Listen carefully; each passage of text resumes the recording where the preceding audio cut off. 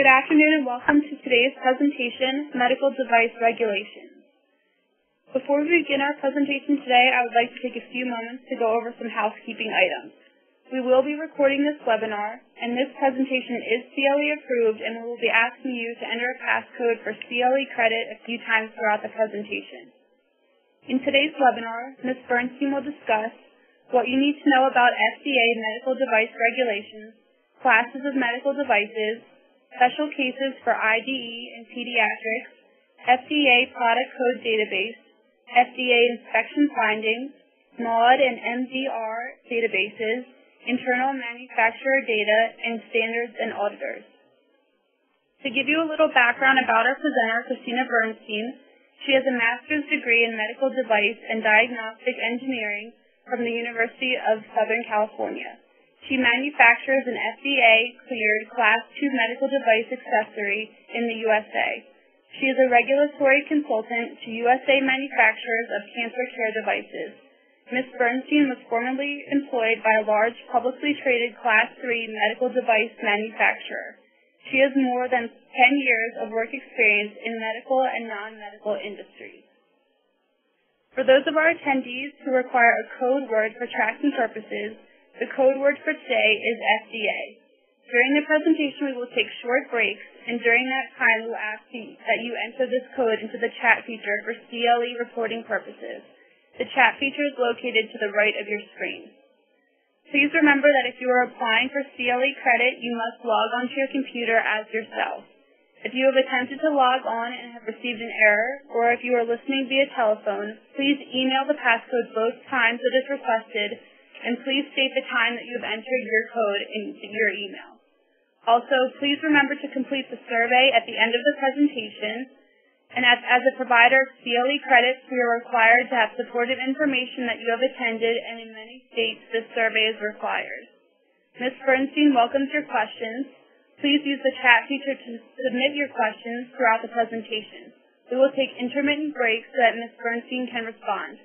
Thank you all again for attending today, and Christina, the presentation is now turned over to you. Oh, thanks a lot, Nanda, and thanks everybody for calling in.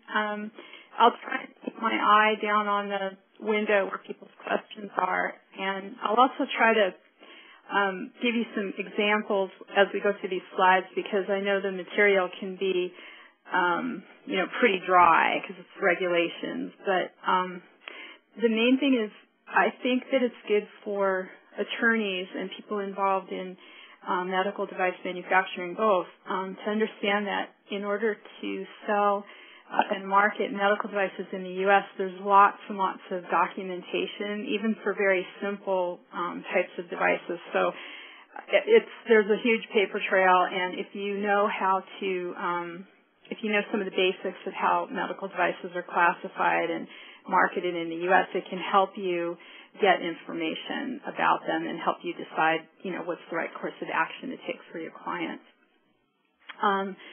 So let's go to, I'll go past this slide because, as I said, it's just a good idea to understand how medical devices are classified and marketed. And so very simple types of devices.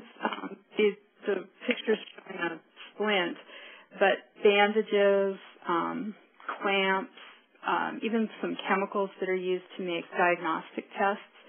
They're the lowest level of regulation in the U.S., but you still have to do things like register as a manufacturer, do an annual registration, and if you're not a U.S.-based manufacturer but you import in the U.S., your initial importer is the one that has to register and maintain that registration every year. So later on in the presentation, I will go to some links that are on the FDA website, and there's the publicly available information on manufacturer registrations and various aspects of the devices. So again, Class 1 is pretty simple. You have to register, and then also complaint files, which is also part of medical device reporting. Even a really simple kind of a thing like a company that makes Band-Aids and splints, they still have to keep complaint files. And I also list here in the slide the it's in Title 21 of the Code of Federal Regulations, and it's these volumes and sections, Volume 820 with relevant sections. And these are all things I'll show you later. It's you can look them up. I'm sure as attorneys you're used to looking up these kinds of things. So for Class 2 type devices, a lot of imaging equipment, non-invasive imaging equipment, powered hospital beds, a bed that your patient might be in that raises and lowers and adjusts.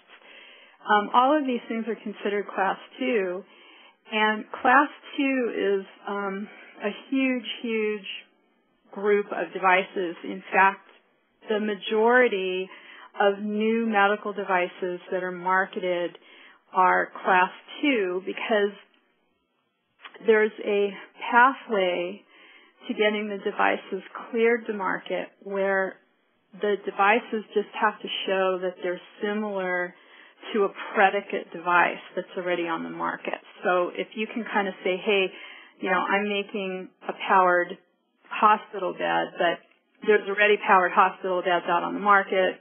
There's standards that everybody uses to, test these types of beds. And we just have this bed that's got, something slightly new and different. And you can convince the FDA, okay, you should allow me to market my device. Now, along with having, the complaint files, everything that like the lower class devices have, Class 2 devices, they have this whole quality system. And again, it's part of Title 21 of the Code of Federal Regulations. And the quality system includes things like risk files and also engineering, design control, things like that.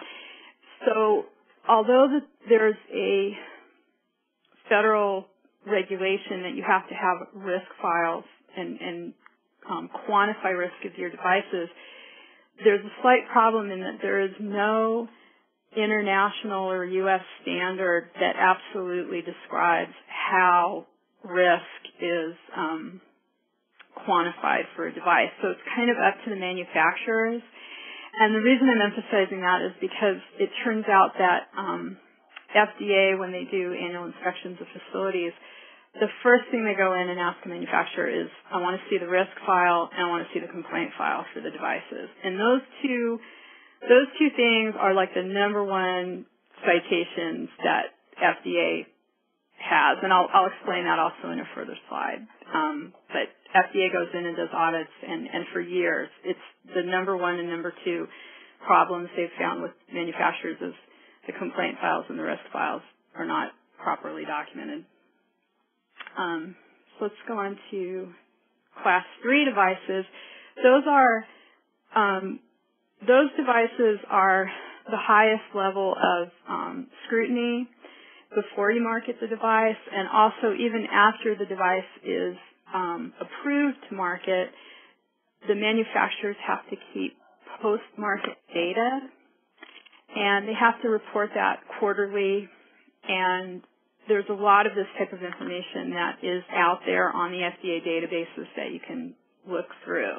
But Class 3 devices, there are things that are considered life-sustaining. They're usually a permanent implant, like a pacemaker, and or an insulin pump, cochlear implants, anything that's permanently in your body, hip and knee replacements, things like that. Because if they were to fail, they can be life-threatening. So they have a quite extensive, record keeping that goes along with them. Now, these Class 3 devices, because they have to have clinical data, which a clinical trial, like you get data from human beings. How do you do that if you have a relatively new kind of device? Well, what most manufacturers do is they get an investigational device exemption. And this is like when you read about clinical trials that are going on in the U.S. I just saw a really neat article. It was just in one of the newspapers on the East Coast, and there's a man who just had a tiny pacemaker implanted, and it's a new kind of pacemaker. There's no leads. It looks like It's a little bit bigger than a matchstick, and they go right in through your vein, and they put it in the heart. And it's been sold in Europe already. It's approved, but in the U.S., they're trying to get the FDA approval. So they have these clinical trials, and they're usually, things that are novel because there's no other pacemaker that's like this. So the manufacturer has to show FDA, well, we're getting data and we're showing that it's effective and it's safe. And again, if you're ever involved with something that was like under a clinical trial, there's all kinds of paperwork that goes with it. There's something called an institutional review board, and that body oversees the trial. If it's something that's considered very risky, even the FDA also wants to give the approval for the trial, not just the institutional review board. And pediatrics. Pediatric devices are actually, there aren't very many devices that are made especially for children. And in fact, the FDA wants manufacturers to make more devices just for children. And they just issued some new guidances. And also, the FDA for a long time has had a policy that if you are a manufacturer and you make a device just solely intended for pediatric use, the FDA actually waives all the fees that the manufacturers have to pay to have the device reviewed by the FDA. But that said, any device that's on the market used in children is the same. It's the same types of regulations as for adults. So there's the 3 classes of devices, and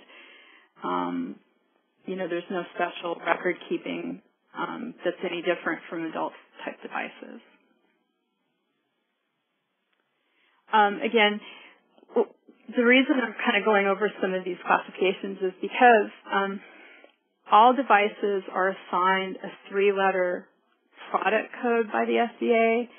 And the reason that's important to know is if you go on the FDA website and you look at the product code, they have links where you can click on the code, and any regulation of applicable regulations for that type of device, and also any types of standards and guidelines that are used to prove those devices are safe and effective, they all come up when you click on the product code. And it can be a very useful way to quickly get some information about what kinds of tests and standards are used to have FDA clear a device. And so there's different groups within FDA, and the devices are actually overseen by the Center for Devices and Radiological Health, which is also known as CDRH. And within CDRH, there's a bunch of different groups, like there's radiology, there's general hospital, toxicology, cardiovascular. All these different groups are responsible for their devices that fall under, product codes that are assigned to those groups. So it's a little bit convoluted, but once you understand the structure and you just go to the FDA website and kind of click, it can be very, very useful information. Are there any questions at this point? Okay, and before we begin the question and answer section, I would just ask that all the attendees enter the passcode into the chat feature.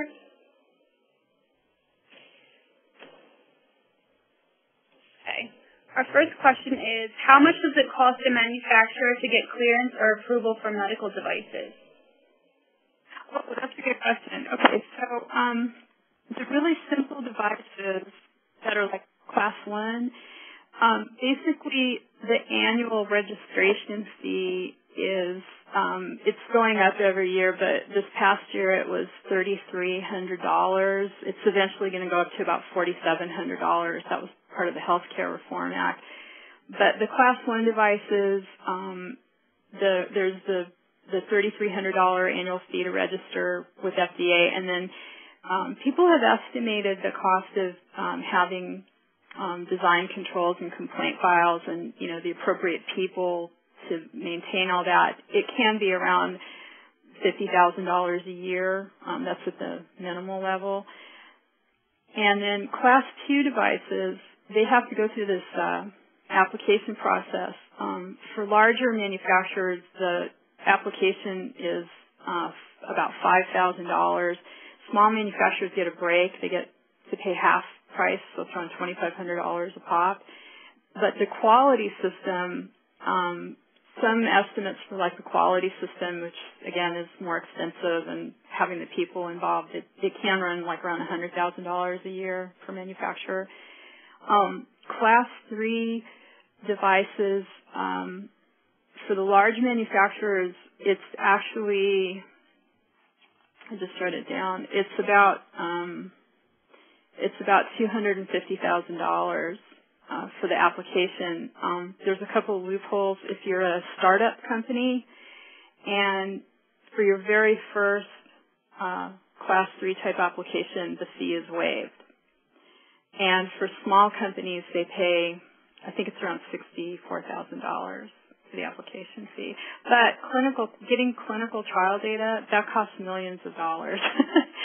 So even with companies, they do a lot of clinical trials over in Europe or in Asia.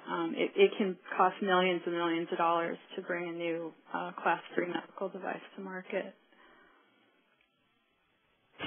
Okay, and what class are lasers? In this case, biolytic diode laser used for treatment of prostate. Oh my gosh, that one I have to look up. If it's being used as a powered scalpel or powered, tissue resection type device, it might very well be Class 3. But again, I would have to know specifically what it is and then go in. We might be able to do that together later on in the presentation. Just go to the FDA website. We could try and look it up. Okay, and is this similar to drug companies doing clinical trials? Yeah, that is a good question too. These Class 3 type devices, which might be this laser and pacemakers, things like that, it is very similar to what drug companies do with clinical trials. Okay, and then what is off-label use of a medical device?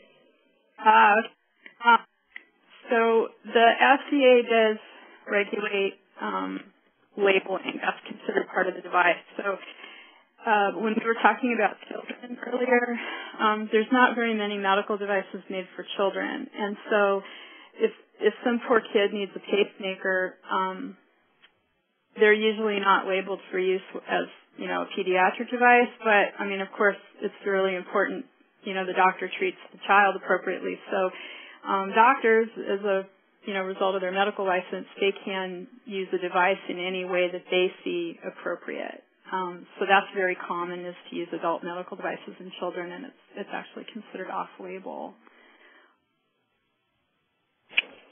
Okay, those are all the questions that we have for right now, so please continue on with the presentation. Oh, okay, thank you guys. So what I was saying before about it's useful to know a little bit the background of the devices is that if you, as a manufacturer, have your quality systems, training records for all your employees, the complaint files, everything, all in a book, FDA comes in, they look at everything, they say, okay, great, nothing to cite. And that's the goal of every manufacturer, because the FDA uses a form, and it's called a 483. And a Form 483 has a list on it. It's a checklist. And they have different numbers of violations or deficiencies that are checked off on these Form 483s. And the first thing they ever do is come in and they ask to see the complaint and risk files. That's like a given. That's the first thing they're going to ask for as a manufacturer. But there's a lot of other items that are on 483s, including training of personnel, even the executive management of the company, they really are supposed to be given an overview of the manufacturing of the device because they're considered, responsible for the quality of it, and they also need to sit down periodically and be trained by their quality people. And if the FDA comes in and finds problems with any of this, what the usual manner is there's a kind of a private exchange between the FDA and the manufacturer where they say, hey, we're not really happy with the training records for the people that are working on the production line. But if everything that they're saying isn't corrected quickly, the FDA can publish a warning letter on the FDA's website. Now, also, the FDA has enforcement actions, so they also can come in and seize inventory. In fact, there was something that was in the papers a few months ago. A company made an ultrasound gel, and it was contaminated. And the ultrasound gel was used in a patient, and it was actually used off-label. They weren't supposed to use it on the patient in the manner they used it. It went inside the body. It went into like mucosal tissue, which has a blood interface. And this gel wasn't sterile gel. It wasn't ever supposed to be sterile gel. It was supposed to be used outside the body. But not only was it used incorrectly in the patient, it was contaminated.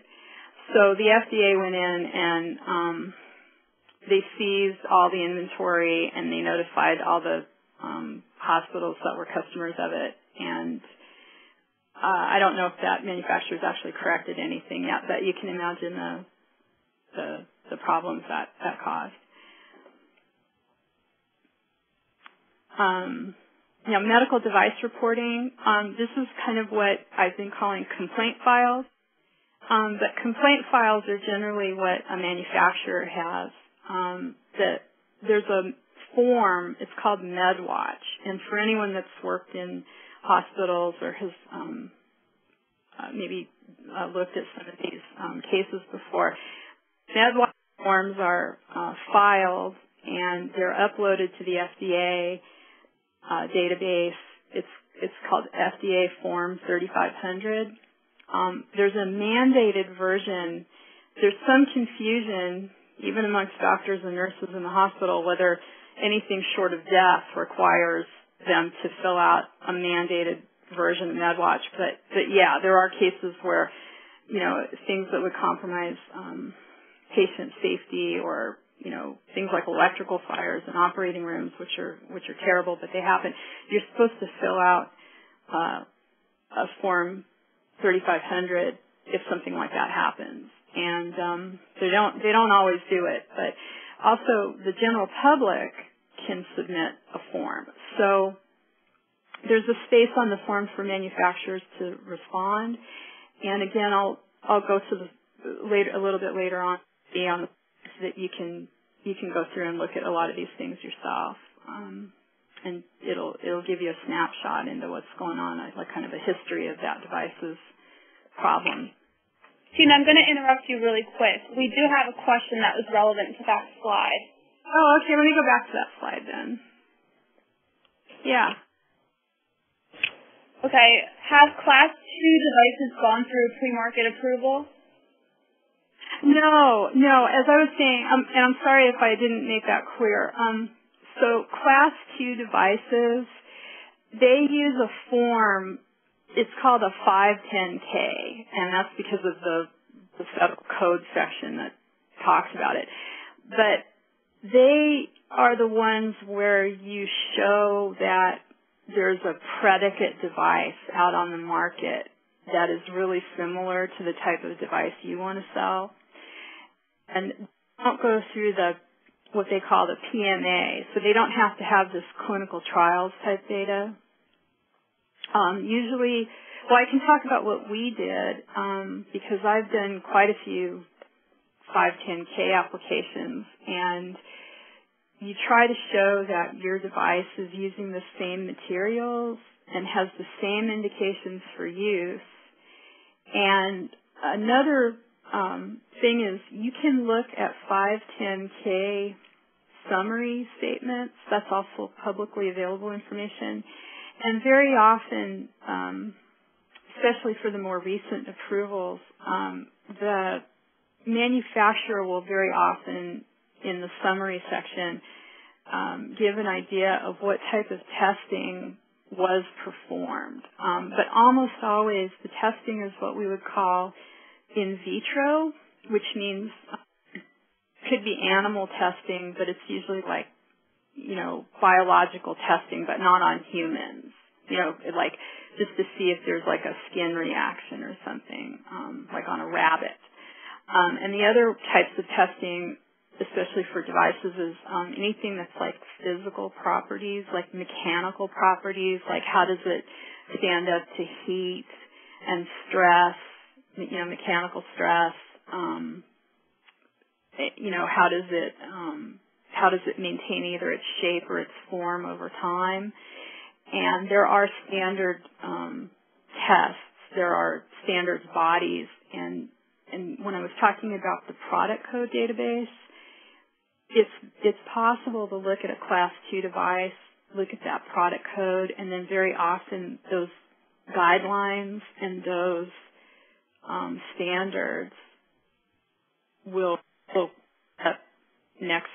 If you click on the product code, you'll come to a page and it'll say these are the guidelines. So I know it's a little bit confusing.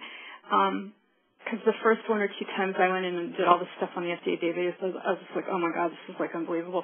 But I get to the point where I can go through it like really, really fast and do it. So I'm sorry if that was like a very long-winded answer, but it was a really good question. That's fine. And then also another question, when is a doctor to report any issues that a device may be having with a patient?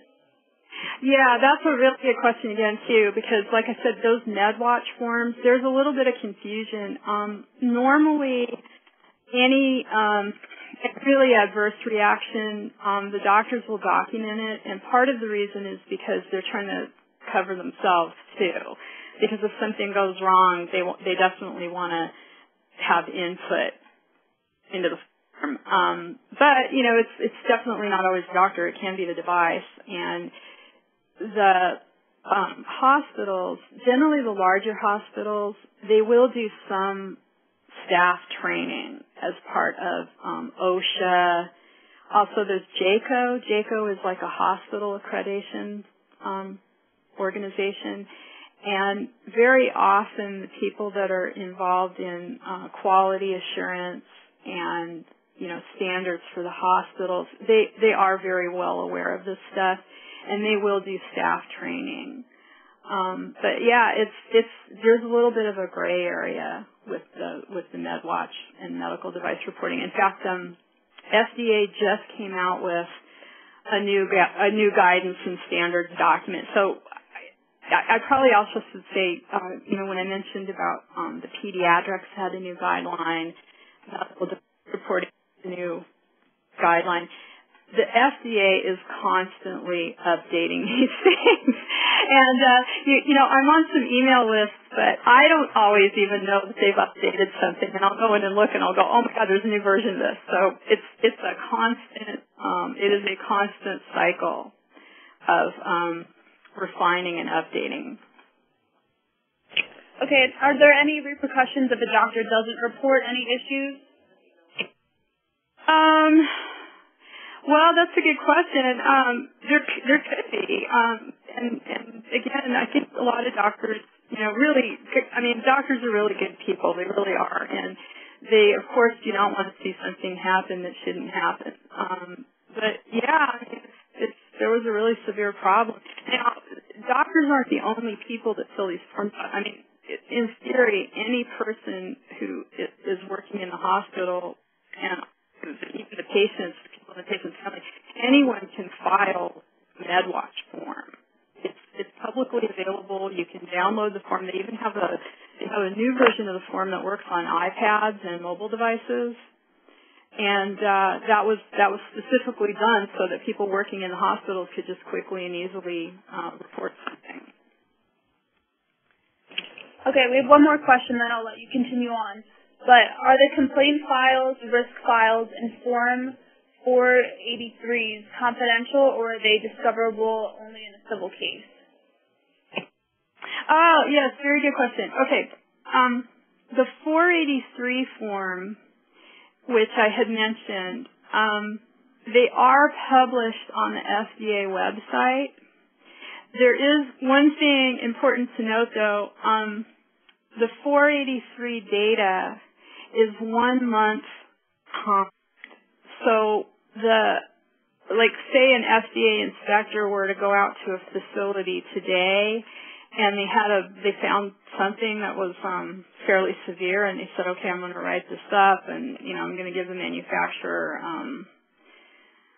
3 weeks to correct it or 1 month to correct it. Well, that 483 data won't be publicly available for a month, but the FDA has it in their internal database. And then the things like risk files and complaint files, that is part of discovery. And that's why I thought if you knew that it's something that manufacturers have to have, you can ask for it. And you can also make a freedom of information request to the FDA and compare what maybe some of internal inspection data is FDA has. And I'm not a attorney, but I have heard that under Freedom of Information Act from FDA, it can take a very long time to get that data from FDA. But it's definitely something available to you.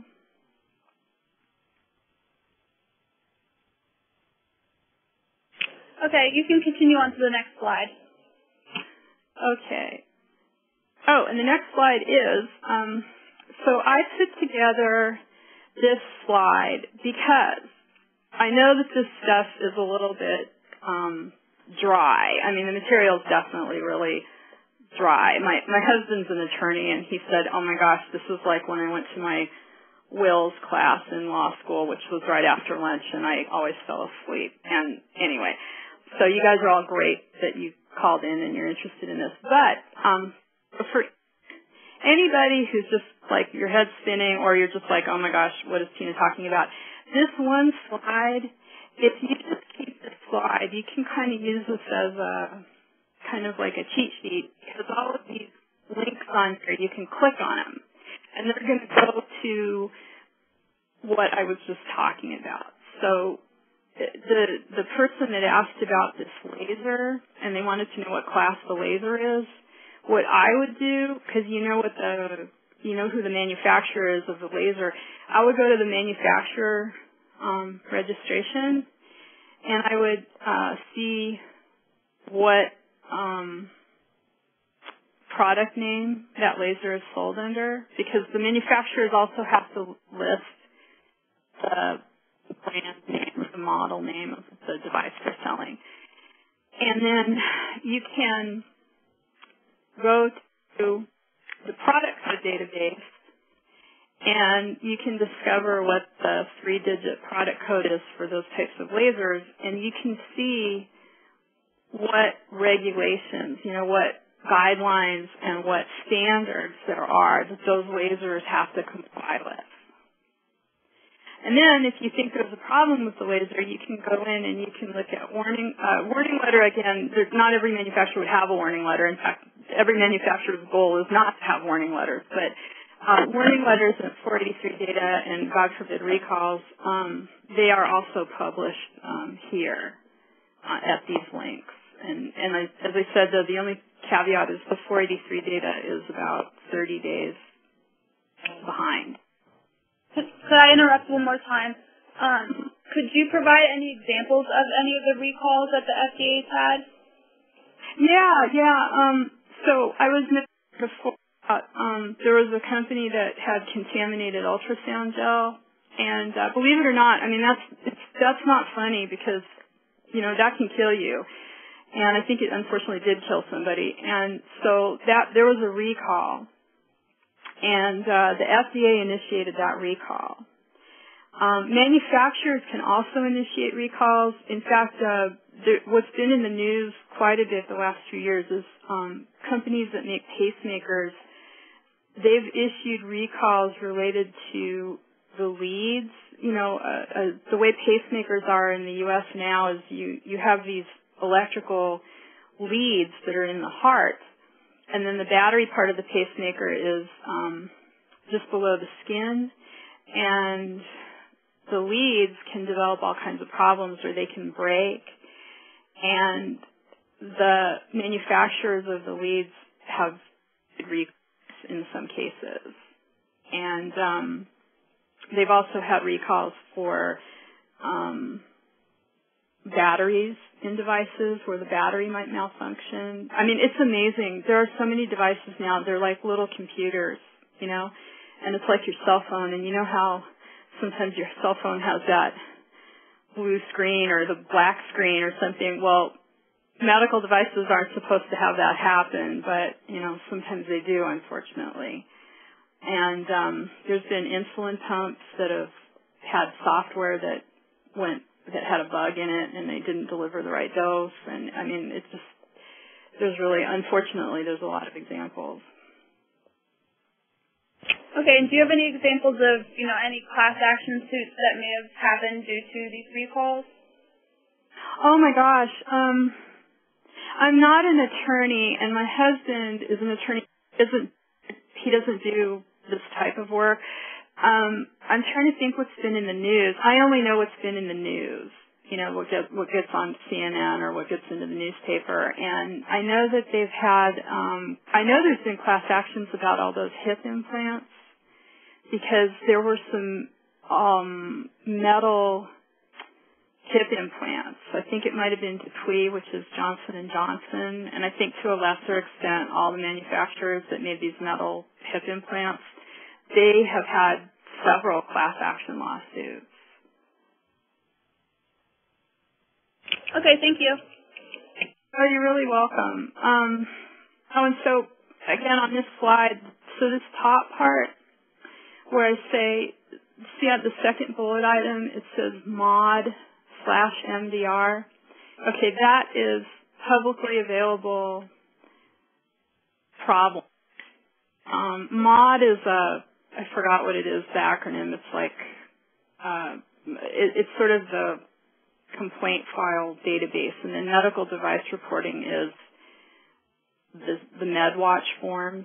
And the other thing to note is manufacturers that have to report data, like class 3 companies like, you know, pacemakers, insulin pumps and stuff, they have to go into the MDR database too. So it's not necessarily that there's a problem, it's just they have to report clinical data quarterly.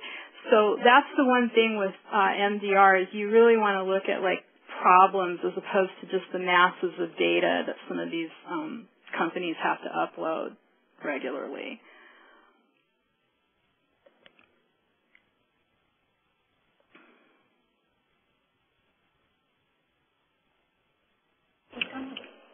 Tina, you can go on to the next slide if you're ready. Okay, yeah, I just was looking. Someone asked me a question. It says privately. It's someone named Jeff Pohl, and it said FDA. Okay, I think that's the passcode. Oh, okay. I'm sorry. FDA passcode.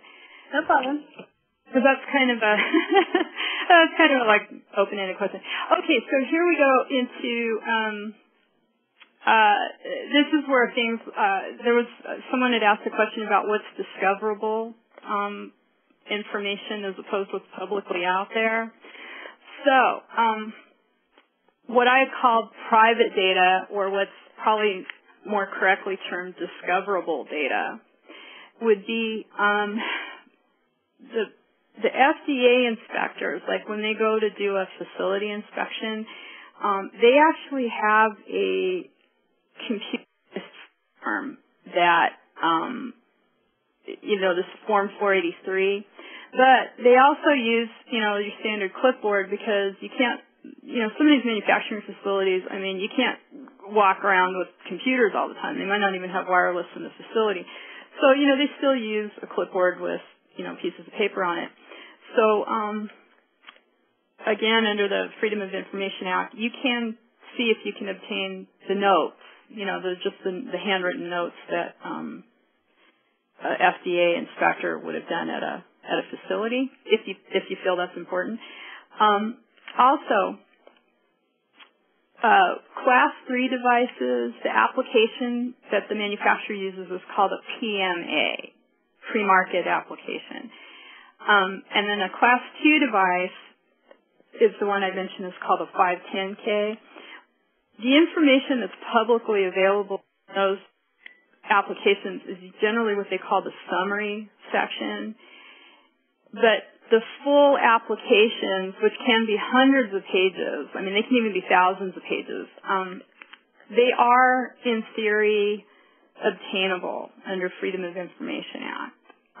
There's also a private company called FOI Services, and they have some full PMA and 510Ks available, and they charge for those. And you can go to FOI Services and search and see if what you want is available, and if it is available, it's usually faster to just pay them and get the information.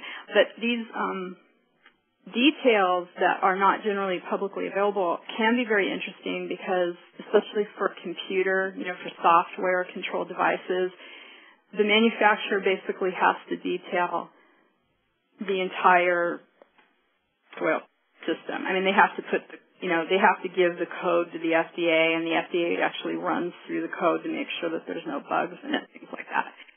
So some of these devices, they literally can have thousands and thousands of pages of data based on how the manufacturer developed the device. And that's not, you wouldn't know about that unless you saw their full application. And then, but that's pretty specific stuff. What's more common is internally as part of these quality systems, like I as a manufacturer, we keep risk files, complaint files, any engineering drawings, any change orders. What's very important is production documents. We have standard operating procedures, and we have manufacturers. We have finished device acceptance procedures, and our manufacturers are supposed to maintain records on their raw materials, and this is all like a ton of data that if you know to ask for it, you can ask for it.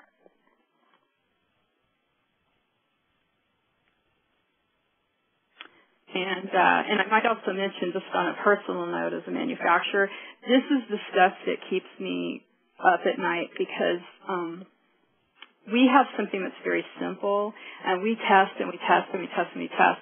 But invariably, if one of our suppliers comes to us and says, hey, I found a new top, I found a new closure, and it's great, and it looks great, and by the way, it'll save you money. Well, it's wonderful.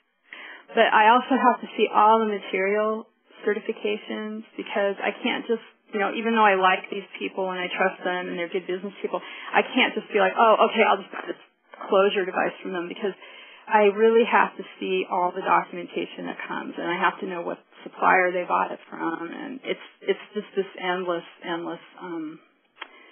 cycle. And this is what happens in manufacturing is, you have a device that was engineered and, really good engineers, people work on it, and then it goes to production.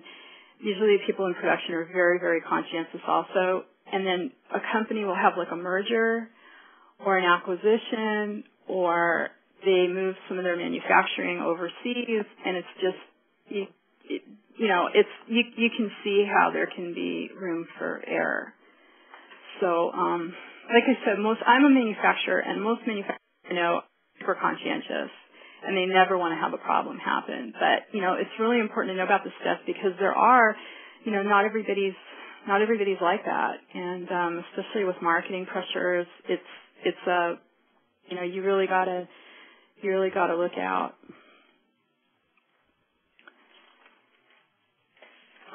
Let's see. Let's go to this. The last slide that I have is a lot of what I've been talking about, you know, with testing and having the devices maybe show that they're similar to predicate devices, and even the newer devices that come out onto the market. What manufacturers and FDA both want to know is, you know, what are some accepted international third-party standards, you know, for testing. And so these organizations, it's important to know the acronyms, because if you look on the FDA website and, like, say you look up these product databases, and, you know, and like I said, there's FDA guidelines that might say, oh, this is the guideline that covers radiology devices. Well, very often there'll also be accepted test standards, and they don't spell out the name of the test organization. They just have the acronym. So International Standards Organization, as we call it in English, that's ISO. That's a huge one. A lot of manufacturers have ISO 9001. You know, you'll see that, and that means that their manufacturing facilities have been certified. And there's also an ISO one for quality systems, which is ISO 18485, and most manufacturers have obtained that certification too. And in fact, when I go visit my suppliers, and I just went last week actually to a place back east, they had their ISO certificates on the wall, and I took pictures of it. And I actually used that as part of my documentation to say, okay, I went and checked out this contract manufacturer. And then similarly, there's this ASTM. That's really useful for any kind of a material like metals and carbon fiber, anything that's, you know, used to make up a device. AAMI, that's another organization, and they are specifically for medical instrumentation. Because ISO and ASTM, they're used in all kinds of things, you know, automotive, aerospace, chemicals, anything. But AAMI, they have got specifically for medical. USP, that's another standards body that's very common. So there's other standards, but these four, if you see them, that's what they are. And similarly, there are third-party auditing companies that many companies hire to have these third-party auditors come in and make sure their quality systems and supporting documents are compliant with the FDA regulations. And so some of the really common ones are Underwriters Laboratories. That's very familiar, I think, in the U.S. There's another big one called TUV, and that was something that started in Germany, but they all have offices here in the U.S. There's a company called Emergo Group. There's another one called Decker. It's really similar. Big corporations hire, like, you know, McKinsey and Company or Booz Allen to, you know, revamp their company, you know, try and make it more lean and everything. Well, these kinds of auditors, they come in and they try and help companies make sure that, you know, their quality systems are up to snuff. And the other reason a lot of these companies originally in Europe is because to sell medical devices in Europe, which we haven't talked about today, but in Europe, you're actually, as a manufacturer, required to have these types of auditors come in. In Europe, they're known as notified bodies. Canada also uses that. So many international companies, you know, they already have some of these consultants come in and document their systems. And again, if there's any questions, and I really appreciate everyone's time today, because like I said, I know it's not like the most fun thing to talk about. And the other thing I wanted to say on a personal note is there's a young woman named Samantha Corner, and she's studying for the bar exam right now, and I hope everyone here wishes good thoughts for her because I think she has to take the bar exam in like a week or something. But she helped me go through these slides, and she proofread them, and she gave some really good suggestions on, you know, okay, Tina, this might be interesting to you, but attorneys might not want to know about this. So she tried to help me make this more suitable for a legal audience, and I hope I've done that.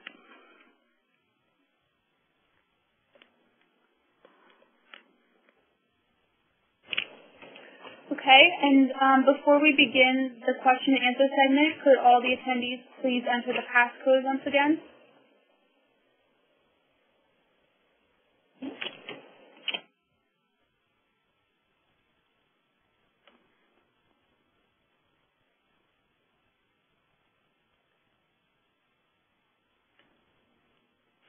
Okay, our first question is, do all medical devices have a tracking number if there is a failure? No, they should, okay. Most of the implants have serial numbers. You know, like a pacemaker or something, it'll have a serial number on it. But in fact, the FDA has come out with a new guidance document, and it's called the Unique Device Identifier, and it will touch the labeling and manufacturer of all devices. But the initial timeline is manufacturers of 3 devices, you know, those are like the implants, you know, the life-sustaining things. They have to comply with the UDI guidelines like I think the initial implementation might be like in 60 days, but really most of the manufacturers that make pacemakers and things like that, I mean, they already do have serial numbers and stuff. But for Class 2 manufacturers, which is actually people like me, we are going to have to revise some of our labeling.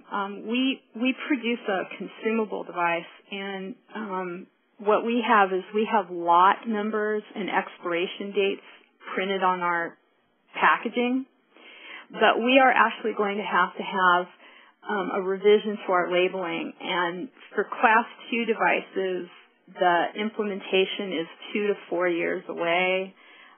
We're actually going to be implementing it sooner because we're almost out of our current inventory, and the next time we produce inventory, we're actually going to make sure the labels are reflecting the new UDI, Unique Device Identifier guidelines.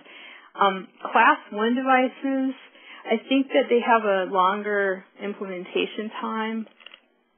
And, you know, things like tongue depressors and stuff, you're like, oh gosh, how can I give a unique device, you know, ID to a tongue depressor? But what the FDA is really trying to do is just to say to manufacturers, okay, fine, you make like, you know, thousands of tongue depressors, but there should be some traceability. Like if the hospital receives it and there was some problem or something, they should at least be able to look at the packaging and see what lot number and location manufactured that tongue depressor. And that hasn't been the case up until now. But most companies do it, and most of the really big distributors like McKesson Corporation, you know, if the hospital is buying bands or something, I mean, there's definitely on the packaging like a data manufacturer and a location manufacturer, like a code, but like I said, it hasn't been the law until now. Okay, and are medical devices made out of the country subject to the same regulation if they were made in the U.S.? Yes, and that is that is what keeps me up at night. And yes, because we buy our packaging, and some of our packaging comes from overseas, and oh my gosh, yes. So now, on a happier note, just to give you a personal example, what we manufacture, the I'm partnered with are actually over in Germany, and they've been making products and selling them in Europe for a long time, and they really wanted to come into the U.S. market. So we went through the FDA process, and we also manufacture our product here in the U.S. There were some logistical reasons for that, but rather than having it produced over in Germany and sending it here, we found a place that could do it here. And the way that I did my packaging and everything, FDA blessed everything, and we primarily sell it in the U.S., but this is quite interesting.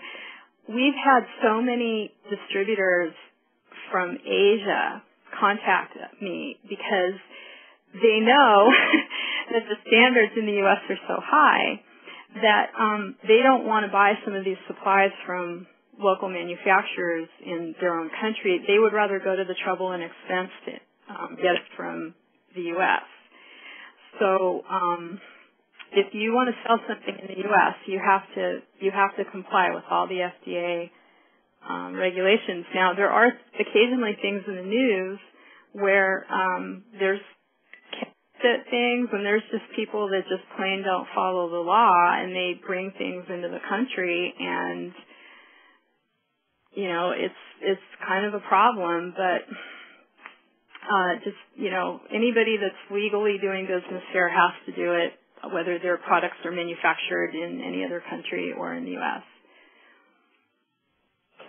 Okay, and then our next question is, how can an attorney search for prior adverse events regarding a Class 2 medical device, such as a powered wheelchair, on the FDA website?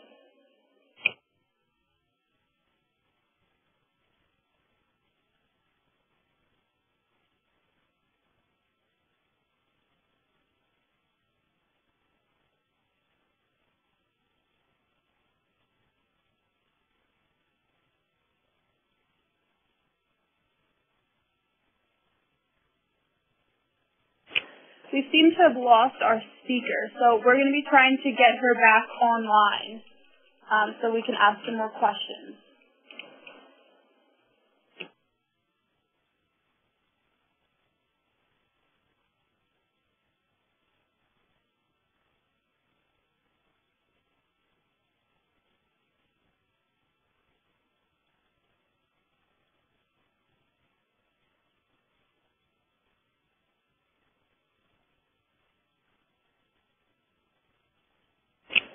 Christina, if you could just call back in, I think we'll be able to just get you synced up again. It's Tina. I'm sorry. Okay, that was the wonders of that special office phone these people had. Oh no. So so the attorney that was asking about how do you search for it, go to that link, on what was that, slide 16 or something, and the link that says MAUDE MDR, that's medical device reporting. And that second bullet item, go to that website. Oh, thank you. Thanks, Naja. And you have to know at a minimum the name of the manufacturer of the device, and it's also very helpful to know what brand name the device is. You can also do it. You'll see when you go there. You can search on product code, and you can search on 510K number or PMA number. Those are those applications that devices get approved under. But at a very basic level, just search for the manufacturer, and then it'll pop up with all the complaints and all of the reportable items that came up. And so for some big manufacturers, it can be, they make so many different things. So the more information that you have on the device, the better. So that's what I did. I actually did a search like that for somebody. I did a very quick search. They were just trying to decide if they wanted to proceed with the case. And I found some things that might be relevant to their case. Okay, and what happens if a manufacturer has an internal recall versus an FDA-initiated recall? Yeah, well, if they have an internal recall, which they do, because FDA doesn't, FDA kind of wants them to do it and not have to do it, they will send letters. They will contact all of their customers, and they have to document this. It's not like, oh, I'm just going to call Dr. So-and-so because he's my bud, and go, hey, there might be a problem with this. Can you send it back? We'll replace it. No, they have to actually go through, and in fact, you have to have a written policy. It's part of your risk management. You have to say what constitutes a recall and what are you going to do if there's a recall. Okay, and what are the steps that are taken after a recall is initiated? Well, that depends on what the manufacturer has written is their recall policy, but most manufacturers, if they have a recall, they will replace the item. If it was something like where a lot was contaminated, or they think that something that's very, very common, just to give you an example, is there are companies that don't actually manufacture equipment that sterilize and package equipment is sterile. They're called reprocessors or repackagers, and it's super, super, super common because they have specialty facilities where they will bring in a device and make sure it's sterile and put it in sterile packaging. But if something happens and they go, oh gosh, that machine that was supposed to do ultraviolet radiation on it for 5 minutes, well, somebody screwed up and that machine only did it for 2 minutes, they will recall that product and they'll just tell their customers to send it back. And then usually they'll send them, something that's properly sterilized right away. If it's something where they don't know what the solution is, then they'll do a recall, and then the manufacturer may not have that device for a while. Okay, and if a device is made outside of the U.S. and there is a recall, what would happen with that?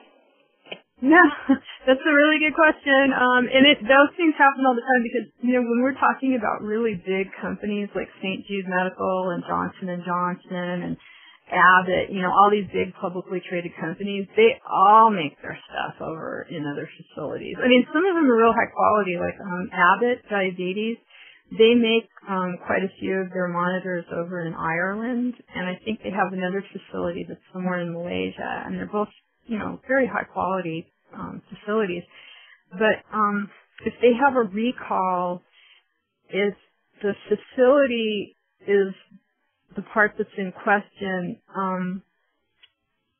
it depends on how severe the problem is. The FDA has offices throughout the world. So there are actually FDA offices in China and in Brussels, Belgium, and they have, inspectors out there. There are field inspectors that go out and inspect these facilities.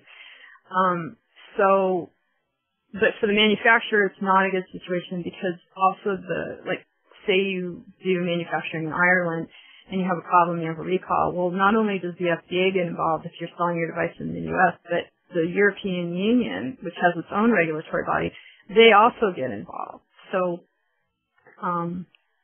believe me, it's not a happy situation.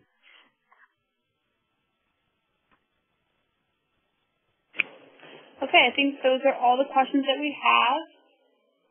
So we're just going to move on to the CLE information. And this presentation is eligible for CLE credits in California, Illinois, Minnesota, Missouri, New Jersey, Pennsylvania, and Texas. To ensure that you receive your CLE credits, please complete the survey at the end of the presentation. And in addition to being your best source for testifying and consulting experts, TASA also offers e-discovery and document management solutions, free interactive webinars, research reports on expert witnesses, such as the Challenge History Report 2.0, the Professional Sanction Search, and the Expert Profile 360. Okay, I want to take this opportunity to thank everyone for attending, and most especially Christina Bernstein for her time and effort in creating this presentation. If you would like to speak with Ms. Bernstein, or if you would like to speak with a TASA representative regarding an expert witness for a case that you are working on, please contact TASA at 1-800-523-2319. This is a reminder that we will be sending out a link to you tomorrow with the archive recording. The archive recording will also be posted in the Knowledge Center on TASA's website. If you have any questions or comments, please email Carol Kowaleski. Thank you all again for attending today, and have a great day, everyone. Thank you.